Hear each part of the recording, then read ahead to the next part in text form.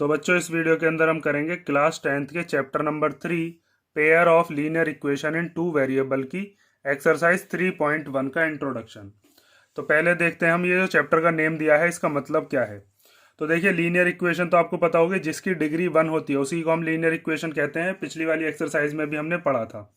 जैसे अगर आपके पास एक इक्वेशन दे रखी है a x plus b equal to 0, तो यहाँ पर ए की वेरिएबल है कौन सा x, और इसकी डिग्री कुछ नहीं है तो क्या है 1, और जिसकी डिग्री 1 होती है उसी को हम क्या कहते हैं लीनियर इक्वेशन। अगर यहाँ पर स्क्वायर वाला होता मीन्स पावर 2 होती तो ये क्वाड्रेटिक इक्वेशन होती, जैसे हमने पिछले चैप्टर में पढ़ी थी। तो ये क्या है यहाँ पर, ये है आपके पास linear equation in one variable, एक वेरिएबल की है। और यहाँ पर वेरिएबल क्या है, वेरिएबल है यहाँ पर x। लेकिन हमें पढ़नी है लीनियर इक्वेशन कितने वेरिएबल की, 2 वेरिएबल की। तो जो आपको पढ़नी है वो होगी इस फॉर्म की कि ax plus b y plus c equal to 0। इस फॉर्म की हमें क्या पढ़नी है इक्वेशन। और ये क्या है यहाँ पर, ये है लीनियर इक्वेशन इन 2 वेरिएबल। ये हो गई लीनियर इक्वेशन इन 2 वेरिएबल। अब यहाँ पर वेरिएबल क्या क्या है, वेरिएबल है यहाँ पर x और y। ठीक है, 2 वेरिएबल हो गए। ए बी सी क्या है, ए बी सी यहाँ पर कोई भी रियल नंबर होंगे 1 2 3 या फिर रूट वाले कोई भी नंबर आपको दे देगा, तो वो सारे के सारे क्या होंगे, वो रियल नंबर होंगे और x और y वेरिएबल होंगे, उनसे मिलाकर एक इक्वेशन होगी। इस चीज़ को भी आप लिख लोगे कि यहाँ पर x और y क्या है, x और y है यहाँ पर वेरिएबल, ठीक है, और ए बी और सी क्या है, वो है रियल नंबर्स। कोई भी रियल नंबर यहाँ पर हो सकता है। ठीक है, लेकिन इसमें एक कंडीशन है कि अगर ए और बी को आपको लेना हो तो ए और बी कभी भी 0 मत लेना, क्योंकि अगर मान लीजिए आपने ए 0 ले लिया तो उसमें एक्स की मल्टीप्लिकेशन करेंगे तो फिर ये ए एक्स तो खत्म हो जाएगा, फिर ये कितने वेरिएबल वाला रह जाएगा, एक वेरिएबल वाला रह जाएगा फिर। और अगर हमने y को भी 0 ले लिया फिर तो ये खत्म ही हो जाएगा, फिर कांस्टेंट 0 के इक्वल आ जाएगा। जैसे अगर आपने यहाँ पर एक इक्वेशन ले ली और उस इक्वेशन को आपने ऐसे लिख दिया 0x plus 0y plus 9 equal to 0, तो ये 0x तो खत्म ही हो गया, 0y भी खत्म हो गया, क्योंकि 0 की किसी में मल्टीप्लाई करते हैं तो वो तो खत्म, 0y भी खत्म, और यहाँ पर 9 और 0 इक्वल आ जाएंगे, जो कि पॉसिबल हो नहीं सकता क्योंकि ये दोनों के दोनों कैसे होते हैं, नॉट इक्वल। तो इसीलिए हम a की और b की वैल्यू 0 नहीं ले सकते, ये चीज़ आप याद रखोगे। ठीक है, अब यहाँ पर हमसे क्वेश्चन ने बताया था कि लीनियर इक्वेशंस का भी क्या होना चाहिए, पेयर होना चाहिए। चैप्टर के नेम में बताया था। पेयर का मतलब क्या है, एक इक्वेशन ऐसी होगी a x plus b y plus c equal to 0, एक दूसरी इक्वेशन और होगी ऐसी a x plus b y plus c equal to 0। अब इन दोनों इक्वेशंस में फर्क करने के लिए इसमें मानेंगे हम a1 b1 और c1, इसमें मानेंगे a2 b2 और c2। ये बस इनमें क्या होगा, a1 b1 c1 कोई नंबर होंगे, यहाँ a2 b2 c2 भी क्या होंगे, कोई नंबर होंगे। जैसे एग्जांपल के तौर पे जैसे एक इक्वेशन लिख लेते हैं x plus 3y minus 6 equal to 0। अब अगर आप इस इक्वेशन को इस इक्वेशन से कंपेयर करते हो तो यहाँ से a1 की वैल्यू कितनी हो जाएगी, x क्या है कुछ नहीं है तो क्या हो जाएगा 1, b1 की वैल्यू कितनी हो जाएगी, b1 हो जाएगा 3, और c1 कितना हो जाएगा, c1 हो जाएगा माइनस का 6। माइनस है तो आपको लगाना पड़ेगा। ऐसी अगर मान लीजिए दूसरी इक्वेशन दे रखी है 2x माइनस 3y और माइनस 12 इक्वल टू 0 जैसे, तो यहाँ पर a2 की वैल्यू कितनी हो जाएगी, जैसे यहाँ पर x के आगे a2 है, यहाँ पर x के आगे 2 है, a2 की वैल्यू कितनी हो जाएगी 2, b2 की वैल्यू कितनी हो जाएगी, b2 हो गया जो y के आगे वाला है वो कितना है -3, और c2 कितना हो गया, c2 हो गया माइनस का 12। ठीक है, इस तरीके से हमारे पास 2 इक्वेशन आएंगी और उन दोनों इक्वेशंस को सॉल्व करने के लिए हमारे पास कुछ मेथड्स होते हैं। तो यहाँ पर मैं आपको बताऊंगा अब methods to solve linear pair of linear equations in 2 variable. 2 variable में अब अगर हमारे पास लीनियर इक्वेशन दे दी जाए ऐसी इक्वेशंस, तो उनको सॉल्व करने के लिए हमारे पास कितने मेथड होते हैं, 2 मेथड हमारे पास होंगे मेन, जो अब हमारे सिलेबस में है। एक तो होता है ग्राफिकल मेथड, ग्राफ बनाएंगे हम उसके अंदर, और x और y की वैल्यूज को हम फाइंड आउट करेंगे। x और y की ऐसी वैल्यूज फाइंड आउट होंगे जो इस इक्वेशन को भी सेटिस्फाई कर दे, मींस अगर उसमें x और y की वैल्यू रखें और फिर यहाँ पर हम देखें कि RHS कितना है 0 और LHS कितना है 0, सॉरी x + 3y - 6। तो इधर वाला और इधर वाला दोनों के दोनों कैसे आने चाहिए, इक्वल आने चाहिए। उसी x और y की वैल्यू को अगर यहाँ पर रख दिया जाए और इस पूरी इक्वेशन को सॉल्व करें तब भी कितना आना चाहिए, 0 आना चाहिए। ऐसी इक्वेशंस की हमें क्या करनी होती है, x और y की वैल्यू निकालनी होती है। तो वो या तो हम निकालते हैं ग्राफिकल मेथड से या फिर हमारे पास होते हैं कुछ एल्जेब्रिक मेथड्स। अब एल्जेब्रिक मेथड्स 3-4 थे आपके सिलेबस में, लेकिन इस बार क्या है, आपका सिलेबस थोड़ा कम कर दिया गया है, तो आपको पढ़ने हैं बस 2 मेथड। और वो 2 मेथड भी कौन कौन से, एक है सब्स्टिट्यूशन मेथड जो आपको पढ़ना होगा, 3.2 में पढ़ेंगे हम इसको, और एक दूसरा मेथड होता है जिसको हम कहते हैं एलिमिनेशन मेथड, ये 3.3 में हम पढ़ेंगे। मेन इस एक्सरसाइज में हमें जो 3.1 एक्सरसाइज करनी है उसमें कौन सा मेथड हमें यूज करना है, ग्राफिकल मेथड, कि ग्राफ को सॉल्व करके एक्स और वाई की वैल्यूज हम कैसे फाइंड आउट करते हैं। तो देखते हैं अब इसको हम, ठीक है। तो अब हमें पढ़ना है ग्राफिकल मेथड क्या होता है। अगर हमारे पास लीनियर इक्वेशंस इन 2 वेरिएबल का क्या दे रखा हो, पेयर, तो किस तरीके का बिहेवियर हमारे पास दिखाएगा ग्राफ। 3 तरीके का ग्राफ हमारा बन सकता है, वो तीनों ही आपको देखने हैं। यहाँ पर हम पढ़ रहे हैं अब बिहेवियर ऑफ लाइंस, मतलब जो भी हमारे पास लाइन बनेंगी ग्राफ में उनका बिहेवियर कैसा होगा, मीन्स कैसी कैसी वो लाइन बनेंगी। पहला केस ये है कि हमारे पास कैसी लाइन बन सकती है, इंटरसेक्टिंग लाइंस। इंटरसेक्टिंग लाइंस का मतलब जितनी भी जो लाइन होंगी वो आपस में क्या कर रही होंगी, एक दूसरे को क्या कर रही होंगी, इंटरसेक्ट कर रही होंगी। कितने पॉइंट पर, एक पॉइंट पर। अगर ऐसी लाइन बनती है तो हम इन लाइंस को क्या कहते हैं, इंटरसेक्टिंग लाइंस। दूसरी क्या कंडीशन हो सकती है, कैसा ग्राफ बन सकता है हमारा, हो सकता है हमारे पास बन जाए कोइंसिडेंट लाइंस।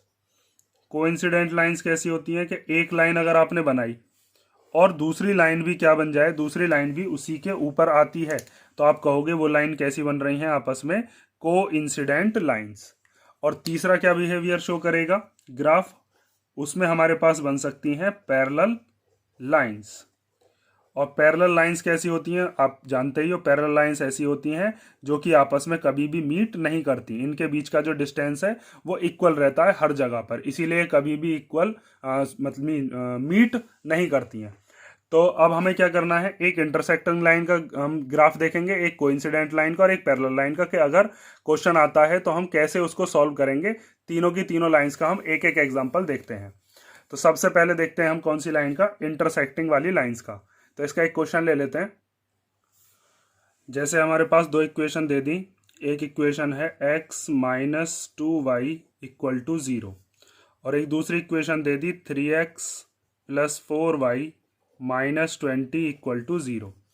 ठीक है, तो सबसे पहले हम क्या करते हैं, यहाँ से 2 कोऑर्डिनेट निकालते हैं जिनको हमें ग्राफ पर प्लॉट करना होता है। तो या तो यहाँ पर x की वैल्यू को छोड़ दो इधर, या फिर y को। जैसे अगर हम x को इधर ही छोड़ देते हैं तो ये -2y 0 के पास जाकर कैसा हो जाएगा, +2y।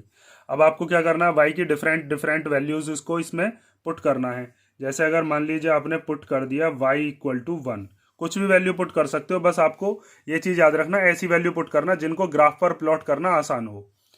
तो अगर हम y की वैल्यू 1 रखते हैं तो x की वैल्यू कितनी थी, x = 2y था, और y की जगह पर हम क्या रख सकते हैं, y की जगह पर 1, क्योंकि y हमने 1 मान लिया है। तो x की वैल्यू कितनी हो जाएगी, 2 × 1 = 2। अगर हमने y 1 रखा तो x कितना आया, 2 आया।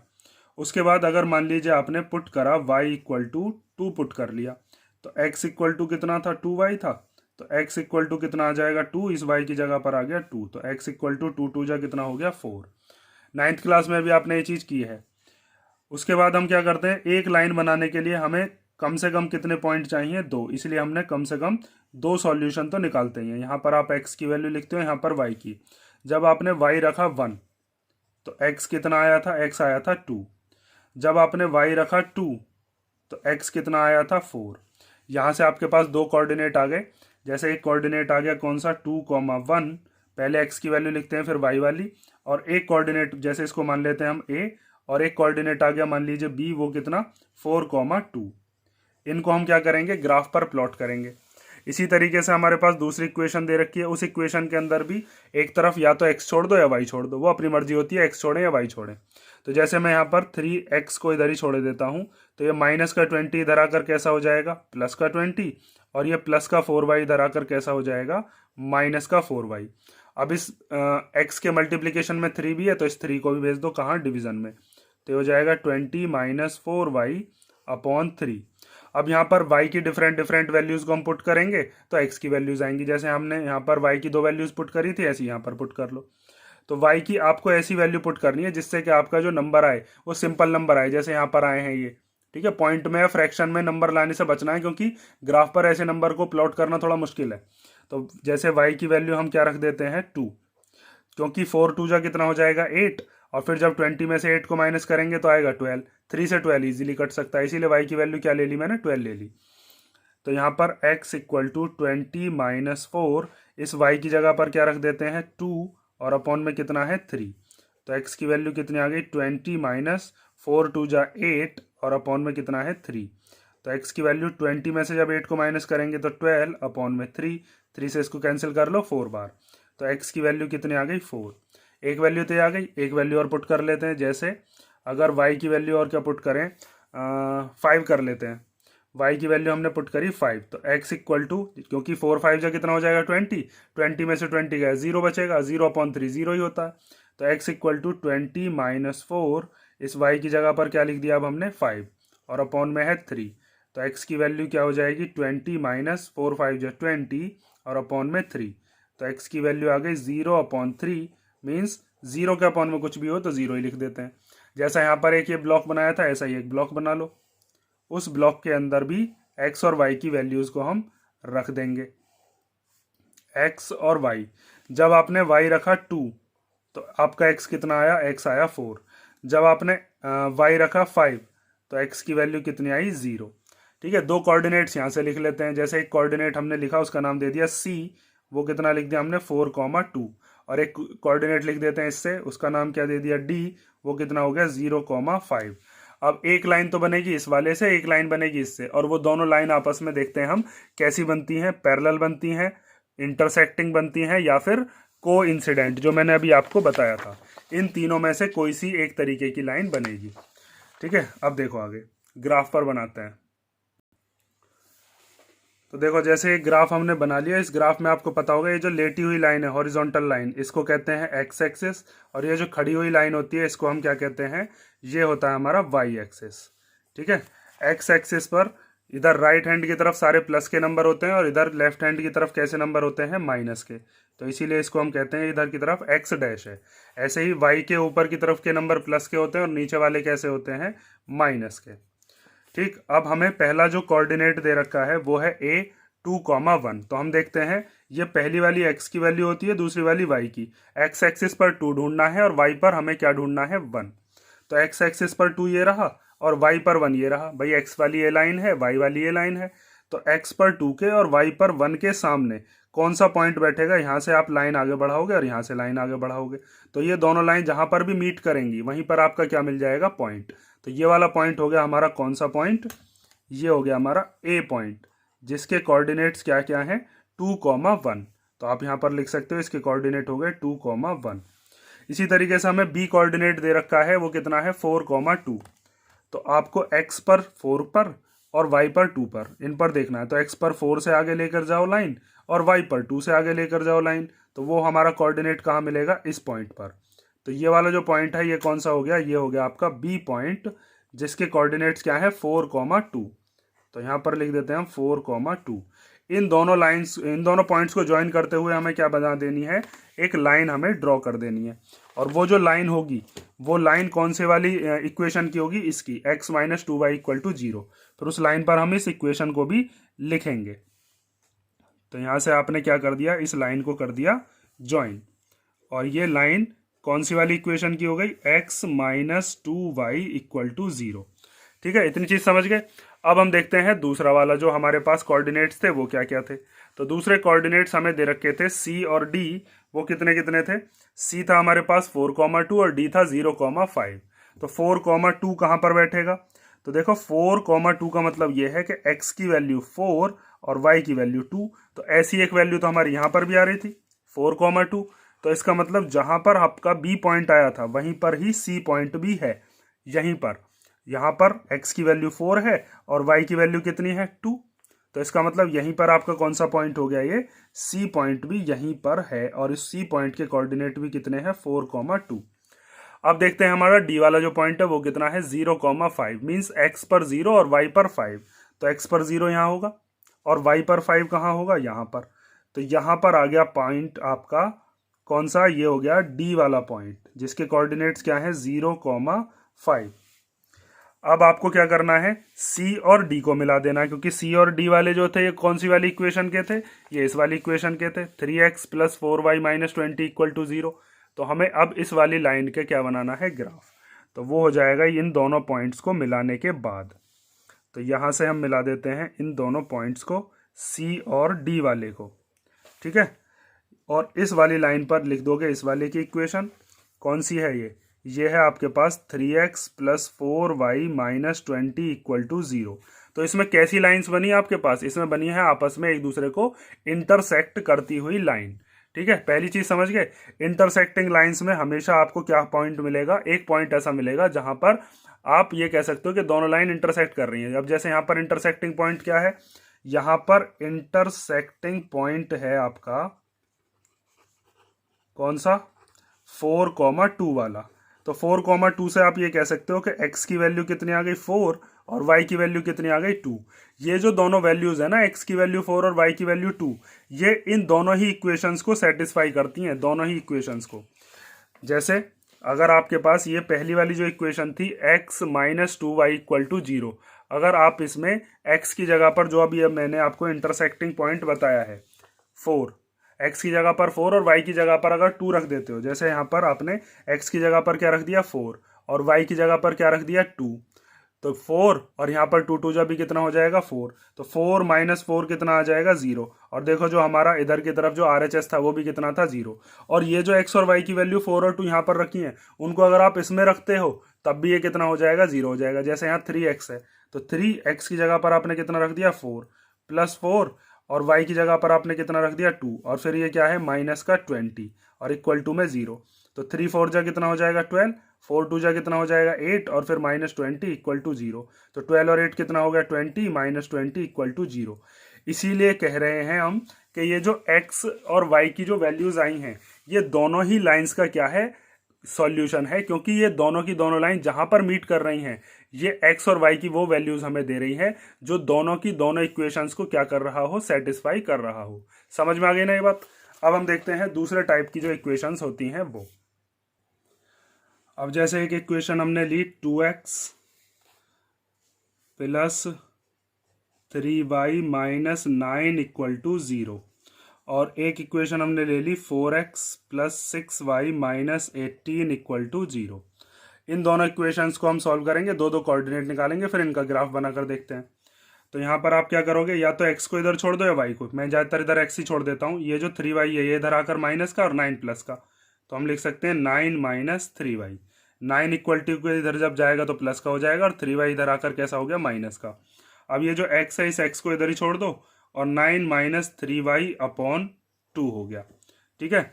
अब यहाँ पर आपको y की डिफरेंट वैल्यूज पुट करनी है, x की वैल्यूज आती रहेंगी। y की कुछ भी वैल्यूज रख सकते हो, लेकिन मैं आपसे बताकर चल रहा हूँ कि y की आपको ऐसी वैल्यूज पुट करनी है जिनको आप ग्राफ पर जब प्लॉट करो तो आसानी से प्लॉट हो जाए, बिना बात की फ्रैक्शन वाला है या पॉइंट वाला है, फिर उसको हमें ग्राफ पर प्लॉट करने में दिक्कत आती है आपको। तो सबसे पहले हम जैसे मान लीजिए पुट कर देते हैं y = 1, क्योंकि 3 1 जा 3 हो जाएगा, 9 में से 3 चला जाएगा 6, 2 से 6 इजीली कट जाएगा। तो यहाँ पर x = 9 - 3 और y की जगह पर कितना रख दिया हमने 1 अपॉन में कितना है 2। तो x की वैल्यू हो जाएगी 9 - 3 1 जा 3 और अपॉन में 2। तो x की वैल्यू आ गई कितनी 6/2 मीन्स x की वैल्यू आ गई 3, ठीक है। एक वैल्यूज को और रखते हैं हम, जैसे मान लीजिए इस बार हमने पुट करी, इस बार चलो माइनस की कर लेते हैं -1, क्योंकि जब 3 की जब 1 में मल्टीप्लिकेशन करी थी तो 3 आया था, जब 3 की -1 में करेंगे तो -3 वो और ये वाला माइनस मिलकर प्लस हो जाएंगे और 9 और 3 12, 12 को 2 से इजीली कैंसिल कर सकते हैं। तो x की वैल्यू आ जाएगी 9 - 3 और इस वाले y की जगह पर, यहाँ y की जगह पर हमने क्या रख दिया -1 और अपॉन में कितना है 2। अब 3 1 जा 3 और माइनस माइनस क्या हो जाएंगे प्लस, तो ये हो जाएगा 9 + 3/2। तो 9 में से 3 को जब आप 9 और 3 को जब प्लस करोगे तो आएगा 12 और 12 को 2 से हम कैंसिल करेंगे तो कितनी बार चला जाएगा 6 बार। तो इसका मतलब यहाँ से हमारे पास जो कोऑर्डिनेट्स बने वो कोऑर्डिनेट्स क्या क्या होंगे, एक्स और वाई। जब हमने y की वैल्यू रखी 1 तो x की वैल्यू कितनी आई थी हमारी 3। जब हमने y की वैल्यू रखी -1 तो x की वैल्यू कितनी आई हमारी 6। एक ग्राफ तो हम इससे बनाएंगे। इसके कोऑर्डिनेट मान लेते हैं, जैसे a पॉइंट हमने मान लिया 3,1 और b पॉइंट के कोऑर्डिनेट्स क्या हो गए 6,-1। एक लाइन तो इससे बनाएंगे, एक लाइन हम दूसरी वाली इक्वेशन से बनाएंगे। तो दूसरी वाली इक्वेशन लिख लेते हैं। दूसरी इक्वेशन है हमारे पास 4x + 6y - 18 = 0। इसमें भी क्या करोगे, x को एक तरफ छोड़ दो और दूसरी जो चीज़ें हैं उनको दूसरी तरफ ले जाओ। तो 4x इधर ही छोड़ दिया पहले, ये माइनस का 18 इधर आकर प्लस का, और 6y प्लस वाला इधर आकर माइनस का। अब ये जो x है इसको इधर ही छोड़ देंगे और ये 4 कहाँ चला जाएगा, इधर डिवीज़न में। अब आपको यहाँ पर भी y की डिफरेंट वैल्यूज़ को पुट कर लेनी है। जैसे मान लीजिए पहले आपने y की वैल्यू कितनी पुट करी, 3 कर लेता हूँ, क्योंकि 6 3 18, 18 में से 18 गया तो 0 आ जाएगा। तो x = कितना हो गया 18 - 6, इस y की जगह पर रख दिया 3 और अपॉन में 4। तो x की वैल्यू आ जाएगी 18 - 6 3 × 18 अपॉन में 4। तो x की वैल्यू आ गई 0/4 मीन्स 0 ही आ गई। एक वैल्यू और पुट कर लेते हैं, जैसे y की वैल्यू और क्या पुट करते हैं, 5 कर लेता हूँ। तो x की वैल्यू हो जाएगी 18 - 6 और यहाँ पर जहाँ पर पहले 3 रखा था y की जगह पर, वहाँ पर अब क्या रख दिया हमने 5 और अपॉन में कितना है 4। तो x की वैल्यू हो जाएगी 18 - 6 5 जा कितने हो गए 30 अपॉन में 4। 18 में से 30 गए तो कितना बचेगा, 18 में से 30 गए तो माइनस का 12 बचा। 12 से आप इसको कैंसिल कर दोगे 3 बार। तो हमारे पास यहाँ पर भी जो वैल्यूज़ निकली हैं x और y की, उनसे हम कोऑर्डिनेट बना लेंगे। तो x और y की वैल्यूज़ यहाँ पर हम लिख देते हैं। जब हमने y की वैल्यू रखी कितनी 3 तो x की वैल्यू कितनी आई 0। जब हमने y की वैल्यू रखी 5 तो x की कितनी वैल्यू आई, x की वैल्यू आई -3। ठीक है, यहाँ से दो कोऑर्डिनेट मान लेते हैं। जैसे c कोऑर्डिनेट हो गया 0,3 और d वाला कोऑर्डिनेट क्या हो गया हमारा -3,5। अब इसका हम बनाते हैं ग्राफ और देखते हैं कि दूसरे टाइप की हमारी लाइन कैसी होती है। तो पहले हम इस वाली इक्वेशन का ग्राफ बनाते हैं जो हमें दे रखी थी 2x + 3y - 9 = 0। इसके कोऑर्डिनेट हमने निकाल लिए थे। a का कोऑर्डिनेट क्या था 3,1। तो आपको ऐसी जगह पर ढूंढनी है जहाँ पर x की वैल्यू 3 हो और y की वैल्यू 1 हो। तो x पर 3 के सामने और y पर 1 के सामने कौन सा वाला पॉइंट बैठेगा, x पर 3 के सामने, y पर 1 के सामने। यहाँ पर इस वाले लाइन पर होती है x एक्सिस, ये होती है y एक्सिस। तो यहाँ पर बैठेगा आपका कौन सा पॉइंट, a पॉइंट, और उस a पॉइंट के कोऑर्डिनेट्स क्या हैं 3,1। उसके बाद b वाला कोऑर्डिनेट हमें दे रखा है 6,-1। तो 6 देखना हमें x पर और y देखना हमें -1। यहाँ पर हो गया ये -1 y वाला और x पर हो गया ये 6।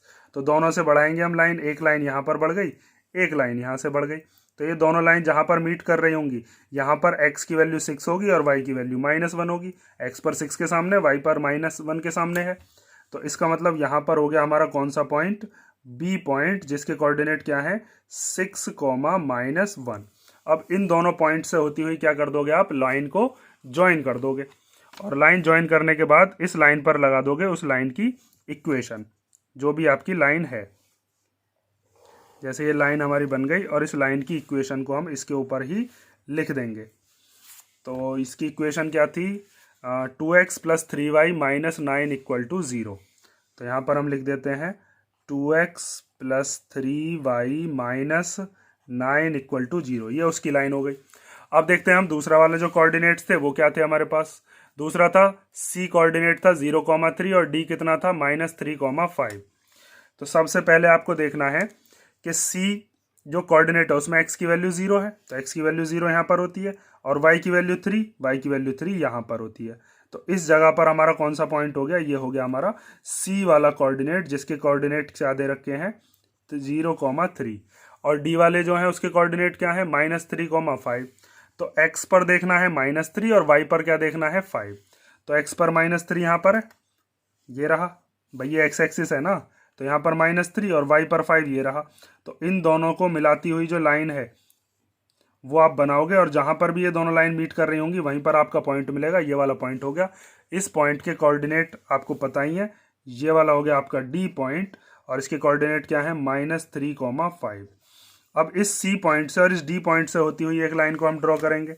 तो ये हमने एक लाइन ड्रॉ कर दी जो कि C और D पर होती हुई जा रही है।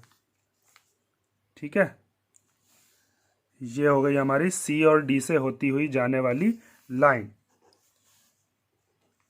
अब इस वाली लाइन के ऊपर इसकी इक्वेशन लिख दोगे। इसकी इक्वेशन क्या थी 4x + 6y - 18 = 0। अब यहाँ पर ये कैसी लाइन बनी है, यहाँ पर बनी है ये कोइंसिडेंट लाइन। देखो पहले जो नीचे वाली जो लाइन बनी थी उसी लाइन के ऊपर दूसरी वाली लाइन आ रही है। लाइन का मतलब क्या है, इस पर मैं अभी और कोऑर्डिनेट बनाता, जैसे यहाँ पर अगर 2 ही कोऑर्डिनेट्स हैं और भी कोऑर्डिनेट बनाता ना तो वो सारे भी इन्हीं लाइंस पर आ जाते। तो यहाँ पर ये कैसी लाइन बनी है, ये है कोइंसिडेंट लाइंस। और जो अभी मैंने आपको पिछला वाला एग्जांपल बताया था उसमें कैसी लाइंस थी, उसमें थी ये वाली इंटरसेक्टिंग लाइंस। ये दो समझ गए होगे आप किस तरीके से सॉल्व करना है। सॉल्व तो सेम तरीके से करना है, ग्राफ जैसा भी बनेगा, ग्राफ आपके सामने या तो कोइंसिडेंट बन जाएगा या फिर हमारे पास जो मैंने पीछे भी आपको बताया इंटरसेक्टिंग बन जाएगा। एक तीसरा और है जिसके अंदर पैरेलल लाइंस बनेंगी। तो एक हम पैरेलल लाइन का एग्जांपल और देखते हैं, फिर हम देखते हैं कि क्या क्या कंडीशन होती है कि बिना ग्राफ के हमें कैसे पता चलेगा कि कौन सी वाली लाइंस हैं। देखो एक मेथड हमारे पास ये भी होता है जिससे हम बिना ग्राफ बनाए ये पहचान करेंगे कि कब इंटरसेक्टिंग लाइन बनेगी, कब कोइंसिडेंट और कब पैरेलल, क्योंकि 3.1 में हमें उस चीज़ की भी जरूरत पड़ेगी। बिना ग्राफ के बनाए हमें ये तीनों चीज़ पता होनी चाहिए। ठीक है, तो देखो तीसरा एग्जाम्पल और देखते हैं पहले। तो तीसरा मेथड देखते हैं हम, तीसरे टाइप की जो हमारे पास लाइंस बनती हैं वो कैसी बनती हैं। देखो तो एक इक्वेशन ले लेते हैं x + 2y - 4 = 0 और एक इक्वेशन ले लेते हैं 2x + 4y - 12 = 0। अब इसके अंदर हम क्या करते हैं, जैसे मैंने आपको अभी पीछे वाले जो दोनों बताए हैं उसके अंदर किया था, या तो इधर x छोड़ दो या y। x को अगर इधर छोड़ देते हैं तो ये -4 इधर आकर प्लस का हो जाएगा और ये 2y जो प्लस का है इधर आकर कैसा हो जाएगा माइनस का। अब y की डिफरेंट वैल्यूज को पुट करते हैं। जैसे मान लीजिए आपने y की वैल्यू पुट कर दी 1, तो x की वैल्यू कितनी हो जाएगी 4 - 2 और इस वाले y की जगह पर कितना आ गया 1।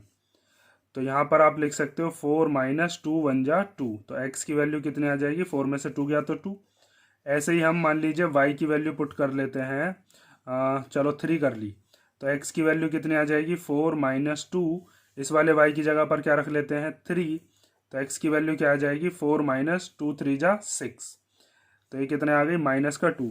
जैसे मैं यहाँ पर जो वैल्यूज रख रहा हूँ ना, आप भी अपनी मर्जी से कोई भी वैल्यू रख सकते हो, लाइन वही बनेगी, सेम ही लाइन बनेगी। जैसी लाइन मैं बनाऊंगा ना उसी लाइन के ऊपर आएंगे आपके भी जो पॉइंट्स होंगे। आप चाहो तो किसी और पॉइंट को मानकर देख लेना। तो यहाँ से हम एक ब्लॉक बनाते हैं, उस ब्लॉक के अंदर x और y की वैल्यूज को हम रखते हैं। तो जब हमने y की वैल्यू रखी 1 तो x की कितनी वैल्यू आई 2।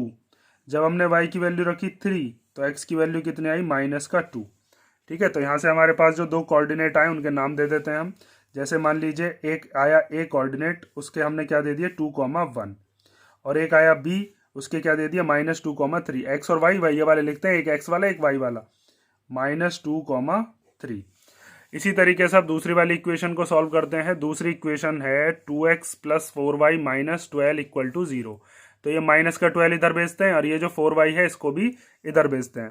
तो 2x = क्या हो जाएगा माइनस का 12 इधर आकर प्लस का, ये प्लस का 4y इधर आकर माइनस का। अब ये जो 2 है ये मल्टीप्लाई में जो था ये इधर जाकर किस में चला जाएगा डिवाइड में। तो 12 - 4y/2। y की वैल्यूज को पुट कर लेते हैं। जैसे यहाँ पर 1 पुट करिए, चलो यहाँ पर 2 कर लेता हूँ। तो x की वैल्यू क्या हो जाएगी 12 - 4 और y की जगह पर क्या रख दिया, इस वाले y की जगह पर आ गया 2 और अपॉन में 2। तो x की वैल्यू क्या आ जाएगी 12 - 4 2 जा 8 और अपॉन में 2। तो 12 में से 8 गया तो क्या बचा 4, 4 को 2 से डिवाइड कर लो, x की वैल्यू कितनी आ जाएगी 2। एक वैल्यू और पुट कर लेते हैं, मान लीजिए y की वैल्यू जैसे यहाँ 3 करी थी, चलो यहाँ 4 कर लेते हैं। तो x की वैल्यू क्या आ जाएगी 12 - 4, इस वाले y की जगह पर क्या रख देंगे हम y की वैल्यू 4 और अपॉन में कितना है 2। तो x = कितना आ जाएगा 12 - 4 4 जा कितना हो गया 16 और अपॉन में 2। 12 में से 16 गया तो कितना बचेगा -4। तो x की वैल्यू आ गई -4/2 और जब इसको इससे कैंसिल करोगे तो 2 बार जाएगा, तो x की वैल्यू कितनी आ गई हमारे पास -2। एक ब्लॉक हम इससे बना लेते हैं। तो अब इन ब्लॉक्स को बनाने के बाद फिर क्या करेंगे, अब ग्राफ पर प्लॉट कर देंगे। यहाँ पर x, यहाँ पर y। जब हमने y की वैल्यू रखी 2 तो x की वैल्यू भी कितनी आई 2। जब हमने y की वैल्यू रखी 4 तो x की वैल्यू कितनी आई -2। ठीक है, अब इसको करते हैं ग्राफ पर प्लॉट। अब देखो आगे, ये जो पहली वाली इक्वेशन के कोऑर्डिनेट थे 2,1, तो x पर 2 और y पर 1, x पर 2 ये रहा और y पर 1 ये रहा। तो इन दोनों से होती हुई जो लाइंस हैं वो यहाँ पर मीट कर रही हैं, तो यहाँ पर कौन सा पॉइंट हो जाएगा आपका a पॉइंट। तो इसको हम लिख देते हैं, ये हो गया हमारा a पॉइंट, और इस a पॉइंट के कोऑर्डिनेट्स क्या हैं 2,1। इसी तरीके से दूसरा पॉइंट है b, जिसके कोऑर्डिनेट है -2,3। तो x पर -2 ये x एक्सिस होता है, इस पर -2 ये रहा, और y की वैल्यू 3, तो y की वैल्यू 3 यहाँ पर होती है। तो -2 और 3 से होती हुई जो लाइंस हैं वो कहाँ पर मीट कर रही हैं, इस पॉइंट पर। तो यहाँ पर आपका कौन सा पॉइंट हो जाएगा, ये हो गया b पॉइंट, और इस b पॉइंट के कोऑर्डिनेट क्या हो गए -2,3। अब इन दोनों से होती हुई क्या बना देंगे, हम एक लाइन बना देंगे। तो ये बना दी हमने एक लाइन। अब ये जो लाइन आपने बनाई है ना, अब जैसे मैंने यहाँ पर जो कोऑर्डिनेट्स माने थे, आप इनके अलावा अगर कोई और कोऑर्डिनेट भी मानते हो, जैसे मैंने तो 1 और 3 माना था, 1 और 3 के अलावा भी अगर कोई और मानते तो आपकी ऐसी ही लाइन बनती, यही लाइन बनती। इसी लाइन के ऊपर कहीं और पॉइंट आ जाते, लेकिन होते इसी लाइन के ऊपर ही। ठीक है, और इस वाली लाइन के हम क्या लिख देते हैं इक्वेशन, ये हो गई आपकी x + 2y - 4 = 0। इस वाली इक्वेशन की लाइन हो गई। अब ऐसे ही हम बनाते हैं दूसरी जो इक्वेशन है उसके, जैसे यहाँ से हम ले लेते हैं इस C पॉइंट के कोऑर्डिनेट क्या हो जाएंगे 2,2, और D पॉइंट के कोऑर्डिनेट क्या हो जाएंगे -2,4। इन दोनों को भी बनाते हैं। तो C पॉइंट हमारा है 2,2, तो आपको x पर 2 के सामने और y पर 2 के सामने, x पर 2 ये रहा और y पर 2 ये रहा, तो इन दोनों से होती हुई लाइंस जाएंगी x पर 2 और y पर 2। तो इन दोनों से होती हुई जो लाइन थी वो यहाँ पर पॉइंट मीट कर रहा है, तो ये वाला हो जाएगा आपका कौन सा पॉइंट, ये हो गया C पॉइंट, जिसके कोऑर्डिनेट क्या है 2,2। ठीक है, ये वाला पॉइंट हो गया। अब आगे देखते हैं, आगे हमारा -2,4 मीन्स x पर -2 और y पर कितना 4। तो अब देख लो x पर -2 और y पर 4, इन दोनों से होती हुई लाइन जाएगी -2 ये रहा और 4 ये रहा। तो दोनों से होती हुई जो लाइन जा रही है वो कहाँ पर मीट कर रही है, इस जगह पर, x पर -2 के सामने, y पर 4 के सामने। ये वाला पॉइंट कौन सा हो गया, ये हो गया आपका कोऑर्डिनेट D, और इसके कोऑर्डिनेट्स के क्या दे रखे थे -2,4। अब इन दोनों से होती हुई एक लाइन बना देते हैं। तो इन दोनों से होती हुई लाइन बन गई हमारी ये वाली, और ये दोनों लाइंस जो हमने बनाई है, एक मैंने ब्लू पेन से बनाई है और एक रेड पेन से, ये दोनों की दोनों लाइंस आपस में कैसी बनी है, यहाँ पर पैरेलल लाइंस बनी है। इसकी कोऑर्डिनेट इसकी जो इक्वेशन है वो लिख देते हैं 2x + 4y - 12, 2x + 4y - 12 = 0। तो यहाँ पर कैसी लाइन बनी है, यहाँ पर बनी है आपकी पैरेलल लाइंस। तो जब आप इस पूरे के पूरे एक्सरसाइज को सॉल्व करोगे तो यही 3 कंडीशन बन सकती है, या तो पैरेलल लाइन बनेंगी ऐसी, या फिर क्या बनेंगी कोइंसिडेंट लाइन बनेंगी, मींस एक लाइन के ऊपर दूसरी लाइन, या फिर कैसी लाइन बनेंगी इंटरसेक्टिंग लाइंस, मींस एक दूसरे को काटती हुई लाइन। ये तो हो गई पूरे के पूरे ग्राफ को बनाने के बाद। लेकिन अगर बिना ग्राफ के हमसे ये पूछा जाए कि बताइए कब पैरेलल लाइन बनेंगी, कब कोइंसिडेंट लाइन बनेंगी और कब इंटरसेक्टिंग लाइन बनेंगी, तो उसके लिए क्या तरीका होता है वो भी देख लो। देखो, जैसे अगर हमारे पास दो इक्वेशन है और उनकी जनरल इक्वेशन में लिख देता हूँ a1x + b1y + c1 = 0, और दूसरी क्या है a2x + b2y + c2 = 0। और इन दोनों की दोनों इक्वेशंस में अगर हमारे पास 3 तरीके से रेशो को कंपेयर करना आ गया, यहाँ पर क्या लिख देता हूँ मैं, यहाँ पर लिख देते हैं हम कंपैरिजन ऑफ रेशोज। ठीक है, तो उनका ग्राफ कैसा बनेगा, ठीक है, और उसमें जो सॉल्यूशन होंगे, टाइप्स ऑफ सॉल्यूशन, वो कैसा होगा। ये चीज़ अगर आप समझ गए तो कोई भी जो क्वेश्चन है आपका एक्सरसाइज में वो नहीं छूटेगा। सबसे पहला, अगर मान लीजिए आपका आता है a1/a2 ≠ b1/b2। अब ये a1/a2 क्या है, b1/b2 क्या है, जैसे अभी हमने क्वेश्चंस को सॉल्व किया था, जैसे जो मैंने आपको पहला वाला क्वेश्चन जो बताया था जिसके अंदर इंटरसेक्टिंग लाइंस थी, ये दो कैसी लाइन थी आपस में इंटरसेक्टिंग, इसकी एक इक्वेशन ये थी और एक इक्वेशन ये थी। इन दोनों इक्वेशन को अगर मैं लेता हूँ, जैसे एक इक्वेशन थी मेरे पास x minus 2y equal to 0, और एक दूसरी इक्वेशन क्या थी 3x plus 4y minus 20 equal to 0। तो यहाँ से हम a1 b1 c1 की वैल्यू निकाल लेते हैं, यहाँ से a2 b2 c2 की। और अगर a1 upon a2 not equal to b1 upon b2 आता है तो वहाँ पर ग्राफ कैसा बनता है, वहाँ पर बनती हैं इंटरसेक्टिंग लाइंस, जो कि अभी हमने देखी थी ना, इसमें इंटरसेक्टिंग लाइंस बनी थी। और ये इंटरसेक्टिंग लाइंस कितनी जगह पर मीट करती हैं, एक ही पॉइंट पर मीट कर रही थी। तो ये वाला जो पॉइंट होता है ये इसके सॉल्यूशन बताता है, एक्स और वाई की वैल्यूज को बताता है। इसीलिए आप लिख सकते हो इसमें कैसा सॉल्यूशन निकलता है, हमेशा एग्जैक्टली वन सॉल्यूशन या ओनली वन सॉल्यूशन। उसी को हम यूनिक सॉल्यूशन भी कह सकते हैं कि इकलौता एक ही सॉल्यूशन इसके अंदर निकलता है। जैसे अगर आप यहाँ पर इस x के आगे कुछ नहीं है तो क्या मान सकते हो 1, तो इसका मतलब यहाँ पर a1 की वैल्यू कितनी हो जाएगी 1। इसी तरीके से यहाँ से आप निकाल सकते हो a2 की वैल्यू, a2 की वैल्यू कितनी हो जाएगी 3। उसके बाद b1 की वैल्यू कितनी हो जाएगी, यहाँ y के आगे वाला क्या होता है b1, तो यहाँ y के आगे क्या है माइनस का 2, तो वो रख लेते हैं यहाँ पर। और b2 क्या होगा, जो यहाँ पर y के आगे वाला है वो कितना है प्लस का 4। अब आप इसको कैंसिल कर लो, 1/2, तो क्या आया 1/3 और माइनस का 1/2। तो क्या ये दोनों आपस में इक्वल हैं, बिल्कुल नहीं है। तो जब भी ऐसा केस होता है कि अगर a1/a2 b1/b2 के इक्वल ना आए तो आप क्या लाइंस लिखोगे वहां पर इंटरसेक्टिंग। बस आपको क्या करना है, इक्वेशन आपके सामने होंगी और उस इक्वेशंस को हम सॉल्व करके ये चीज देख लेंगे कि अगर a1/a2 not equal to b1/b2 आया तो डायरेक्ट लिखेंगे उसमें कैसी लाइंस है, इंटरसेक्टिंग लाइंस। समझ गए ये चीज। अब हम देखते हैं दूसरा कंपैरिजन जो होता है जिसके अंदर हमारे पास कोइंसिडेंट लाइंस बनती हैं। मैं इसको रफ करता हूं और फिर मैं दूसरी इक्वेशन बताता हूं। आप चाहो तो इसका स्क्रीनशॉट ले लो एक बार। तो देखो दूसरा है हमारे पास कि अगर a1/a2 इक्वल टू b1/b2 और इक्वल टू c1/c2, तीनों के तीनों अगर इक्वल आ जाते हैं।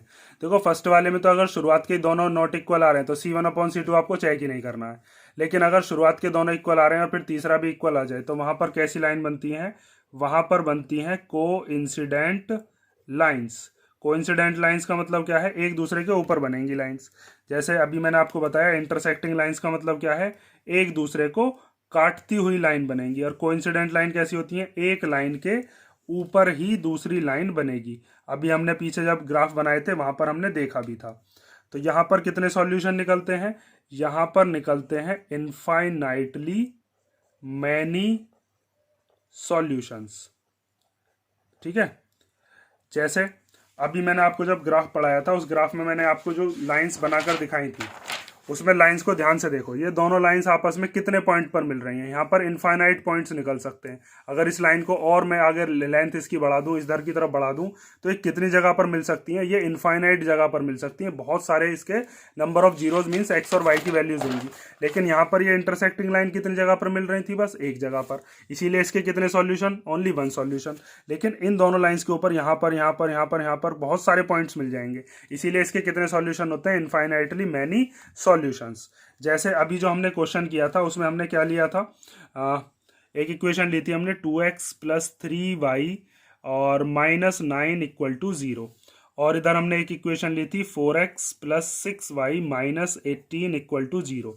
अब यहाँ से a1 की वैल्यू कितनी है 2, a2 की वैल्यू कितनी है 4, b1 की वैल्यू कितनी है 3, b2 की वैल्यू कितनी है 6, c1 की वैल्यू कितनी है -9 और c2 की वैल्यू कितनी है -18। इनको सॉल्व कर लो, तीनों ही इक्वल आने। 2 1 जा 2 2 जा 4, 3 1 जा 3, 3 2 जा 6, 9 1 जा 9, 9 2 जा 18, माइनस से माइनस कैंसिल। तो तीनों के तीनों आपस में कैसे आए, इक्वल आ गए ना, 1/2 आ रहा तीनों का ही। तो जब भी ऐसा कंडीशन बनता है कि अगर तीनों के तीनों इक्वल आते हैं तो वहां पर कैसी लाइन बनती है, कोइंसिडेंट लाइंस। ग्राफ बनाकर देखने की जरूरत ही नहीं है, बस दोनों इक्वेशंस का ये वाला जो रेशियो है इसको कंपेयर कर लेना। ठीक है, समझ गए ना। अब असल में मैं तुम्हें बताऊं ना, ये दोनों इक्वेशन एक ही हैं, अलग अलग इक्वेशन है ही नहीं। ये वाली इक्वेशन और ये वाली इक्वेशन में कोई फर्क ही नहीं है।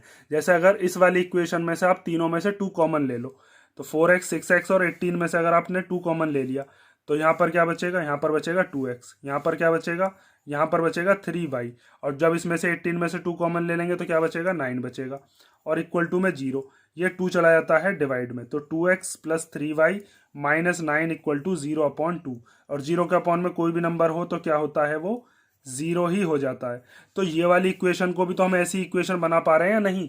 तो जब भी दोनों की दोनों इक्वेशन ऐसी दे रखी हो कि जैसे ये वाली इक्वेशन जो है इसका क्या है, ये दुगना दे रखा है, 2 का दुगना 4, 3 का दुगना 6, 9 का दुगना कितना 18, या 3 गुना दे रखा हो, 4 गुना दे रखा हो, तो हमेशा रेशो कैसा आता है, इक्वल। कॉमन लेकर भी हम उस चीज को बाहर निकालकर सेम इक्वेशन बना लेते हैं। समझ गए ना। अगर आप ये चीज कॉमन वगैरह नहीं लेना चाहते हो तो आप ऐसे भी समझ सकते हो, a1/a2 b1/b2 c1/c2 इक्वल आते हैं। जैसे आपको दिख रहा होगा यहाँ पर ये दुगने दुगने बैठ रहे हैं, इसीलिए अपॉन में 2 आया है। समझ गए ना इतना। अब हम देखते हैं लास्ट वाला जिसके अंदर आता है पैरेलल लाइंस। तो थर्ड कंडीशन देखते हैं जिसके अंदर अगर a1/a2 और b1/b2 तो इक्वल होंगे लेकिन c1/c2 इक्वल नहीं होगा, तो वहां पर हमेशा कैसी लाइंस बनेंगी, वहां पर बनेंगी पैरेलल लाइंस। और पैरेलल लाइंस कैसी होती हैं, जो आपस में कभी भी मीट नहीं करती। और जब ये मीट ही नहीं करती तो इसीलिए यहाँ पर कैसा सॉल्यूशन होगा, यहाँ पर होगा नो सॉल्यूशन। नो सॉल्यूशन क्यों, क्योंकि देखो इंटरसेक्टिंग लाइन कितनी जगह पर मीट करती है, एक जगह पर, तो वहां पर कितना सॉल्यूशन, एक सॉल्यूशन।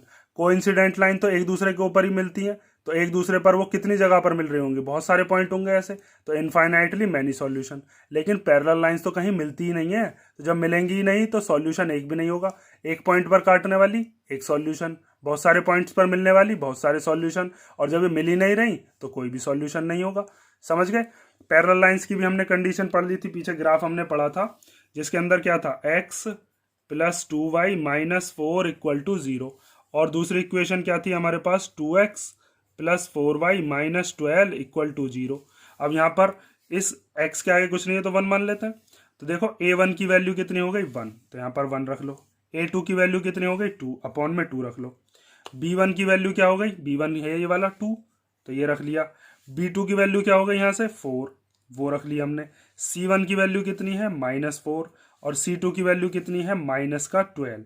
अब अगर आप इसको सॉल्व करोगे ना तो ये वाली कंडीशन बैठेगी, जैसे 1/2, यहाँ पर 2 से टेबल से ये 4 कट गया 2 बार, यहाँ माइनस से माइनस कट गया, 4 1 जा 4 और 4 3 जा 12। तो यहाँ पर शुरुआत वाले दोनों तो इक्वल हैं, 1/2 1/2, लेकिन तीसरा वाला क्या है 1/3। तो जब भी ऐसी कंडीशन होगी कि a1/a2 b1/b2 के तो इक्वल है लेकिन c1/c2 के इक्वल नहीं है, तो वहां पर कैसी लाइंस बनती हैं, पैरेलल लाइंस। और इन्हीं दोनों इक्वेशन की हमने पैरेलल लाइंस अभी बनाई भी हैं, जो मैंने आपको यहाँ पर दिखाई भी थी। ठीक है। तो बिना ग्राफ के बनाए आप डायरेक्ट भी पहचान कर सकते हो, आपको ये रेशोज याद होने चाहिए। ठीक है, ये बहुत इंपॉर्टेंट है। अब इसमें एक चीज और आपको पढ़नी है जो कि एक्सरसाइज में आपको जरूरत पड़ेगी, उस चीज को और देख लो। क्वेश्चन में आपसे ये चीज और पूछेगा कि बताइए कौन कौन सी लाइन कंसिस्टेंट है और कौन कौन सी इनकंसिस्टेंट है। कंसिस्टेंट और इनकंसिस्टेंट क्या है, कंसिस्टेंट का मतलब है जिसके अंदर हम सॉल्यूशन निकाल सकते हैं वो कंसिस्टेंट, और जिसके अंदर हम सॉल्यूशन नहीं निकाल सकते वो इनकंसिस्टेंट। तो देखो पैरेलल लाइंस वाली जो होती है उसके अंदर हम सॉल्यूशन नहीं निकाल पाते, इसीलिए ये कौन सी होती है, इसको हम कहते हैं कि ये जो पैरेलल लाइंस वाली है ये है हमारे पास इनकंसिस्टेंट।